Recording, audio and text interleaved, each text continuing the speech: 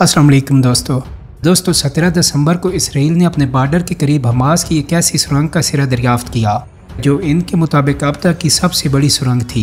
10 foot चौड़ाई और 4 kilometre लंबाई पर मुश्तमिल ये सुरंग इसराइली बॉर्डर अरीज क्रॉसिंग के करीब खुलती थी और इतनी करीब कि यहाँ से इसराइली क्रॉसिंग सिर्फ 400 मीटर दूर है। सुरंग का साइज़ और मजबूती देख कर वाज़ेह तौर पर यह लगता था कि ये दिफा के लिए नहीं बल्कि अटैक के लिए बनाई गई थी। फिर इसे इतने अच्छे तरीके से छुपाया गया था कि इसके बारे में पता चल जाने के बाद भी इसका सिरा ढूंढने में इसराइली फ़ौज को 24 घंटे से ज़्यादा का वक्त लगा और इसके बाद क्रेन्स, ड्रिलिंग मशीन्स और कई तरह के मॉडर्न आलात इस्तेमाल करके इसकी ओपनिंग को अनलॉक किया गया। दोस्तों वैसे तो गज़ा के अंदर किसी आज़ाद मीडिया को जाने की इजाज़त नहीं, लेकिन जो इसराइली फ़ौज ने वीडियोज़ जारी की हैं इसमें दिखाई दे रहा है कि इस सुरंग को इतनी मजबूती से बनाने के बाद बंद कर देने के पीछे कोई मकसद था और ये इत्तफाकन या हादसे की वजह से बंद नहीं हुई थी। तो खैर काफ़ी कोशिश के बाद जब ये वसी सुरंग खुली तो ये इतनी बड़ी थी कि इसमें गाड़ी यहाँ तक कि मुनासिब साइज़ का एक ट्रक भी चलाया जा सकता था। दोस्तों ये मेगा सुरंग इसराइली फ़ौज को इस तरह मिली कि इसराइली इंटेलिजेंस के हाथ एक वीडियो लगी और इस वीडियो में गज़ा पट्टी के चीफ याह्या सिनवार के भाई मोहम्मद सिनवार एक बड़ी सुरंग के अंदर एक गाड़ी चला रही थी और फिर वीडियो के एक हिस्से में एक हमास इंजीनियर एक बड़ी सुरंग का दरवाज़ा अनलॉक करते हुए कुशादानुमा कमरे में दाखिल हो रहा था। इस कमरे में बजाय सीवरेज और हवा का इंतज़ाम भी दिखाई देता था, यानी बारिश और मुमकिन सैलाब से बचने का इंतज़ाम भी मौजूद था। और इसी वीडियो में ये भी देखा जा सकता था कि कैसे हमास इंजीनियर छोटे छोटे टूल्स की मदद से सुरंग खोद रहे हैं ताकि इसराइली इंटेलिजेंस के हसास आलात ड्रिलिंग की आवाज़ को डिटेक्ट ना कर सकें। तो इस वीडियो का जो हिस्सा इसराइली फ़ौज ने जारी किया है इसमें यह भी दिखाई दे रहा है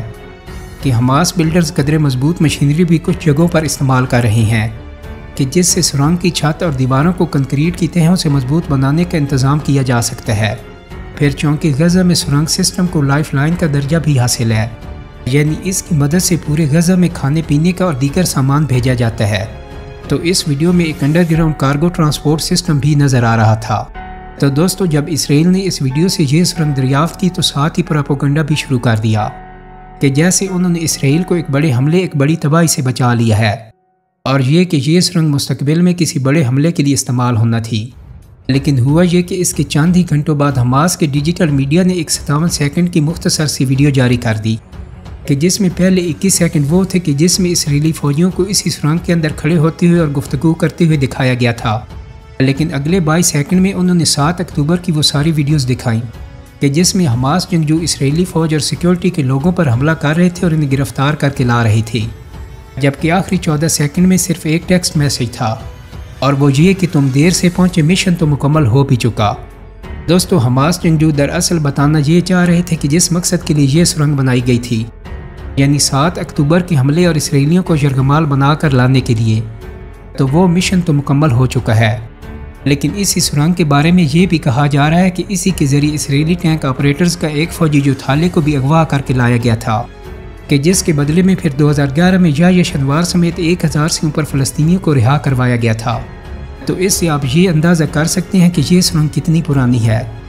दोस्तों अब गज़ा में तो कोई आज़ाद सहाफ़त हो नहीं रही और वहाँ पर कोई जा नहीं पा रहा क्योंकि इसराइली फ़ौज किसी को गज़ा में जाने ही नहीं दे रही। लेकिन फिर भी एक बात तो साबित हो गई है कि ये सुरंग कम अज़ कम महीनों से मौजूद थी, ऑपरेशनल थी और इसराइल इससे बेखबर था। तो अब इससे दो बातें साबित होती हैं। एक ये कि बेशक इसराइली इंटेलिजेंस टेक्नोलॉजी की हद तक तो शायद दुनिया में बहुत ही शानदार है, लेकिन ह्यूमन इंटेलिजेंस इसकी बहुत ही नाकारा है। ह्यूमन इंटेलिजेंस यानी कि ग्राउंड पर किस मुल्क के कितने जासूस मौजूद हैं और अगर कमांडोज भेज कर कोई ऑपरेशन करना पड़े तो वो इसमें कामयाब साबित नहीं हो पा रही। और फिर इंटेलिजेंस का दूसरा अहम तरीन काम तजिया करना है, तो वो भी इनका इतना क्वालिटी का नहीं कि वो जल्दी अपना मकसद हासिल करने में कामयाब हो सकें। लेकिन हाँ, टेक्नोलॉजी में इसराइली इंटेलिजेंस वाकई बहुत एडवांस बल्कि बेरहम हो चुकी है और इतनी एडवांस और बेरहम कि उसने आर्टिफिशियल इंटेलिजेंस से इंसानों का शिकार करने की एक फैक्ट्री भी बना ली है। और ये हम नहीं बल्कि यरूशलेम का एक ऑनलाइन मैगजीन कह रहा है। दरअसल इसराइल किस तरह गज़ा में टारगेट किलिंग कर रहा है, तो इस पर इसराइली सेकुलर विंग के ऑनलाइन मैगजीन प्लस 972 ने एक रिपोर्ट जारी की है और इस रिपोर्ट को मास किलिंग फैक्ट्री यानी बड़े पैमाने पर इंसानों को कत्ल करने वाले कारखाने का टाइटल दिया गया है।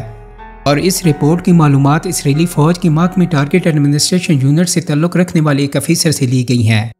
کہ جس نے نام نہ ظاہر کرنے کی شرط پر بہت ہی کچھ بتایا ہے۔ تو اس رپورٹ کے مطابق اسرائیلی فورسز ایک آرٹیفیشل انٹیلیجنس سسٹم سے غزہ میں ٹارگٹ سلیکٹ کرتے ہیں اور اس سسٹم کو گوسپل کہتے ہیں۔ ہیبرو یعنی اسرائیلی زبان میں اس کا مطلب ہے خدا کا پیغام یا اجازت، اور یہ سسٹم ایک وقت میں کم از کم 100 ٹارگٹ سلیکٹ کرتا ہے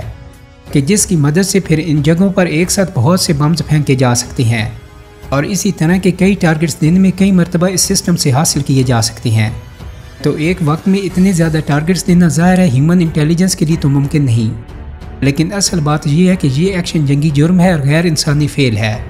اور غیر انسانی اس طرح کہ یہ AI سسٹم ملٹری کم اور سویلین ٹارگٹس کو زیادہ بتاتا ہے۔ مثلا اگر اسرائیلی فوج کو یہ لگے کہ ایک 10 بائی 40 فٹ کا ہال اب حماس کا آفس ہے، تو اس سسٹم کے ذریعے وہ غزہ کے سویلین لوگوں کی تمام لوکیشنز کو بھی ٹارگٹ کر لے گا کہ جن میں اس آرٹیفیشل انٹیلیجنس سسٹم کے مطابق اس سائز کے حال ممکن ہیں۔ اور دوستو اس کے پیچھے ایک بات یہ بھی ہے کہ غزہ کا ایک ایک شہری اور بلڈنگ، پیدا ہونے والے بچے، مرنے والے لوگ اور خرید و فروخت کا سارا ریکارڈ اسرائیلی ڈیٹا بیس میں سیو ہوتا ہے، اور سوائے زیر زمین سرنگوں کے اسرائیل کے پاس غزہ کے ایک ایک شہری کے چہروں کا ایسا ہی ریکارڈ موجود ہے کہ جیسا کہ گوگل یا ایپل کے پاس، کہ جس کی مدد سے آپ اپنے چہرے سے اپنا فون آن لاک کر سکتی ہیں۔ تو یہی وجہ ہے کہ آپ حماس فائٹرز کو ہمیشہ مکمل سیاہ نقاب میں دیکھیں گے تاکہ ان کے چہرے کی سکیننگ نہ ہو سکے اور وہ اسرائیلی ٹیکنالوجی سے اپنے آپ کو بچا سکیں۔ تو دوستو وہ تو کسی طرح اپنی پہچان بچا لیتے ہیں،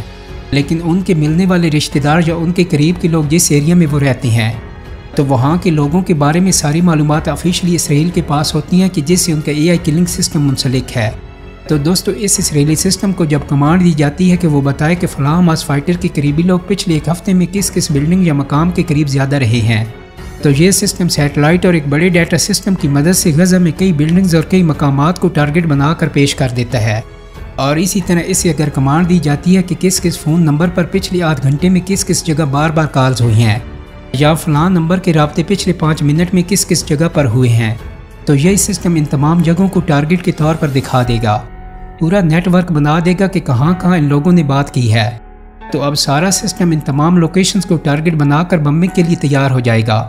اور پھر صرف ایک کمانڈ پر ان تمام جگہوں پر یا جتنی پر بھی اسرائیلی کمانڈرز آرڈر دیں گے یہ سسٹم بمبارمنٹ کر دے گا۔ دوستو یہ بہت غیر انسانی سسٹم ہے اور ابھی تو انڈر ڈیولپ ہے، اور اسے تو استعمال کرنا ایک جنگی جرم ہونا چاہیے، لیکن اصل میں اسرائیل اور اس کے اتحادی اس سسٹم کو استعمال کرنے کے ساتھ ساتھ بیچنے کے لیے ٹیسٹ بھی کر رہے ہیں اور ساتھ ساتھ خریداروں کے لیے مظاہرہ بھی کر رہے ہیں۔ میگزین رپورٹ بتاتی ہے کہ یہ سسٹم لوگوں کے گھروں اور ملٹی سٹوری بلڈنگز کو بھی ٹارگٹ میں شامل کرتا ہے، اور ان مقامات کو اسرائیلی فوج پاور ٹارگٹس کہتے ہیں۔ اور دوستو ان پاور ٹارگٹس کا مقصد فلسطینی شہریوں کو خوفزدہ کرنا اور انہیں دھچکا پہنچانا ہے تاکہ وہ حماس کے خلاف اٹھ کھڑے ہوں اور وہ دباؤ بڑھائیں کہ جس کے بعد پھر حماس کی طاقت کمزور ہو جائے گی، اور یوں عوام خوفزدہ رہیں گے کہ اگر حماس کا ساتھ دیا تو اسرائیل بہت بم برسائے گا، اور جب عوام خلاف ہو جائیں گے تو ظاہر ہے اسرائیل کو غزہ میں جاسوس تلاش کرنے میں آسانی رہے گی، تو یوں اس کی ہیومن انٹیلیجنس بھی اچھی ہو سکتی ہے۔ تو دوستو اس AI سسٹم کی مدد سے اسرائیلی فوج نے اپنی ٹویٹ کے مطابق 20 دسمبر کے ایک دن میں 300 ٹارگٹس پر بم برسائے، جبکہ 20 دسمبر تک اسرائیل کل ملا کر 29,100 کال ٹارگٹس یعنی سویلینز پر بم گرا چکا تھا، جو کہ روزانہ ایوریج 370 کے قریب کے حملے بنتے ہیں۔ تو صرف 41 کلومیٹر طویل پٹی پر اتنی بمباری انسانی تاریخ میں اس سے پہلے نہیں دیکھی گئی۔ دوستو اتنی بڑی تعداد میں ہم اس لیے بھی کہہ رہے ہیں کہ اب اس سسٹم پر کام کرنے والے اسرائیلی نوجوانوں کو روزانہ مشن دیے جاتے ہیں کہ وہ زیادہ سے زیادہ ٹارگٹس مار کریں، اور وہ نوجوان ایک ویڈیو گیم کی طرح پھر حقیقی انسانوں کے جمگٹھوں کو مار کرتے ہیں، اور نتیجہ یہ ہے کہ غزہ میں تقریباً 30,000 کے قریب انسان لقمہ اجل بن چکے ہیں۔ دوستو 30 لاکھ کی آبادی میں 30,000 لوگ شہید ہو چکے ہیں، یعنی 1% آبادی ان کی ختم ہو چکی ہے، اور زخمیوں کی تعداد 1 لاکھ سے کچھ ہی کم ہوگی۔ اور اس پر نیو یارک ٹائمز جیسے ادارے جو کہ امریکی اسٹیبلشمنٹ کی فارن پالیسی کے ساتھ ہی ہوتے ہیں، تو وہ بھی چیخ رہے ہیں کہ اسرائیل مغربی دنیا کے سب سے خوفناک بموں سے غزہ کی آبادی پر بم برسا رہا ہے۔ دوستو نیو یارک ٹائمز نے ویڈیو اور میپس کی سیکنڈ ٹو سیکنڈ انویسٹیگیشن کر کے بتایا ہے کہ اسرائیل غزہ کے لوگوں کو ساؤتھ کے جن ایریاز میں خود بھیج رہا ہے اور کہہ رہا ہے کہ وہ تو محفوظ ہیں، تو وہاں پر بھی وہ 2000 پاؤنڈ وزنی بم گرا رہا ہے۔ 2000 پاؤنڈ پاور بم وہ MK-84 بم ہے جو اسرائیل کو امریکہ سے ملتا ہے، اور اس بم کے گرنے اور پھٹنے سے ہزاروں فٹ تک میٹل کے ٹکڑے گولی کی رفتار سے آتے ہیں، اور جن جگہوں پر یہ گرتا ہے وہاں کے ٹوٹے ہوئے ٹکڑے اور پتھر الگ سے تباہی مچاتے ہیں۔ امریکی ٹی وی CNN کی ویب سائٹ نے بھی ایک ایسی رپورٹ شائع کی ہے کہ جس میں غزہ سٹی کے صرف ایک حصے پر گرائے جانے والے 2000 بمز کی گنتی کی گئی ہے، اور اس میں انہوں نے غزہ سٹی میں 500 ٹارگٹس کو دکھایا ہے کہ جہاں پر اسرائیل نے یہ بم گرائے ہیں، یعنی ٹائم انویسٹیگیشن سے بھی تقریباً 300 زیادہ۔ CNN کے مطابق امریکہ نے موصل اور عراق میں داعش کے خلاف بمباری کر کے جو بمز استعمال کیے تھے، یہ ان سے 4 گنا زیادہ طاقتور ہیں کہ جو اسرائیل غزہ پر گرا رہا ہے، اور آخری بار اس قسم کے بمز ویتنام میں امریکہ نے گرائے تھے۔ تو جو امریکی حکومت اسرائیل کو اب سیولینز پر بم نہ پھینکنے کا کہہ رہی ہے، تو وہ امریکہ کے اپنے اخبارات کے مطابق ہی 5000 سے زیادہ MK-84 بم اسرائیل کو دے چکی ہے، جبکہ 50,000 سے زیادہ دیگر بنکر بمز ہیں جو اسرائیل کو دیے جا چکے ہیں۔ تو یونائٹڈ نیشن کی ایک رپورٹ کے مطابق 1% آبادی غزہ کی ماری جا چکی ہے۔ 19 لاکھ لوگ اپنے گھروں کو چھوڑ کر مہاجر ہو چکے ہیں، جو کہ غزہ کی آبادی کا 85% بنتا ہے، جبکہ ہیلتھ منسٹری کے مطابق نہ تو غزہ میں پینے کا پانی ہے، اور جو خوراک لوگ پہلے کھاتے تھے وہ اس کا 10% تک کھا رہے ہیں، اور دوسری طرف موسم سرما اور اتنے زیادہ لوگوں کا ایک جگہ جمع ہو جانا بھی کئی وبائی بیماریوں کو جنم دے چکا ہے، جو کہ مسلسل پھیل رہی ہیں اور جن کی وجہ سے اور زیادہ اموات کا خدشہ ہے۔ یعنی اب اسرائیل اس عمل کو بھی بطور ہتھیار استعمال کر رہا ہے۔ دوستو، امید کرتا ہوں کہ میری آج کی ویڈیو آپ کو پسند آئی ہوگی۔ اگر ویڈیو اچھی لگی ہے تو اس کو لائک اور شیئر کر دیں۔ میرے چینل کو سبسکرائب کرنے کے ساتھ ساتھ بیل آئیکن کو بھی کلک کر دیں تاکہ آپ کو میری آنے والی مزید ویڈیوز کے نوٹیفیکیشن مل سکیں۔ بہت جلدی ایک نئی ویڈیو کے ساتھ ملاقات ہوگی۔ اپنا بہت سارا خیال رکھیے گا۔ اللہ حافظ۔